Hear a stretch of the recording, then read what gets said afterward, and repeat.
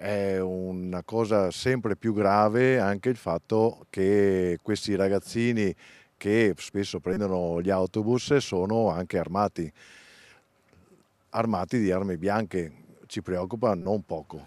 Sempre più giovani, sempre più armati. È questa una delle istantanee scattate sui mezzi pubblici della Marca nel giorno in cui il Sole 24 Ore certifica il paradosso trevigiano, una provincia che resta tutto sommato isola felice, 101esimo posto su 106 in Italia per numero di reati, ma prima per incidenza di minori denunciati. Proprio così, il quotidiano degli industriali, elaborando i dati del Viminale, evidenzia come nel 2024 su 9.120 persone denunciate o arrestate, il 9,5% sia minorenne, di fatto il doppio della media nazionale, che è al 5%. In termini assoluti, 869 soggetti. Insomma, tanti troppi baby bulli e maranze in giro, come quelli che nei giorni scorsi sulla linea tra Castelfranco e Riese Pio X hanno rapinato uno studente universitario rubandogli pure le scarpe. Questi ragazzi, soprattutto di seconda generazione, chiamiamoli così, che hanno questa voglia di avere qualcosa di marca, qualcosa di valore, e quindi cercano di fare questi piccoli furtarelli.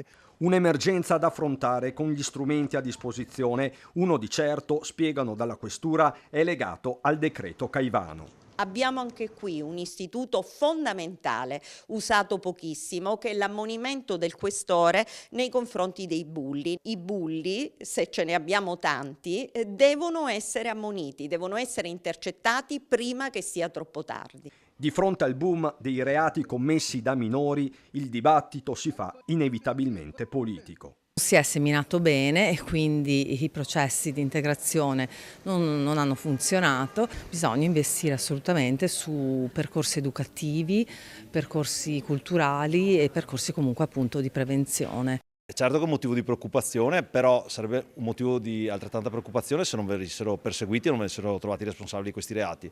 C'è da dire che in tante altre zone d'Italia io credo che i reati siano, anzi i numeri sono chiari, i dati sono maggiori, però non vengono probabilmente né perseguiti né vengono trovati colpevoli come viene fatto a Treviso. Più in generale nella Marca gli illeciti denunciati sono 20.454, in crescita comunque del 3,09% rispetto al 2023. Treviso fa meglio di Belluno, Vicenza e Rovigo, rispettivamente al 96esimo, 51esimo e 49esimo posto. In zona calda il Padovano al numero 28, Verona 19, Venezia ottava accanto alle grandi metropoli.